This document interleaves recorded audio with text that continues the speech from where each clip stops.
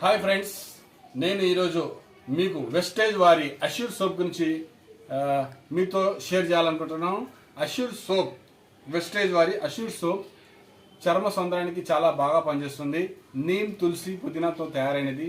Normal స్కిన్కి అందరూ వాడచ్చు, మీ కుటుంబ సభ్యులు అందరూ వాడచ్చు. ఇది 15 రోజుల వరకు మనకు పనిచేస్తుంది.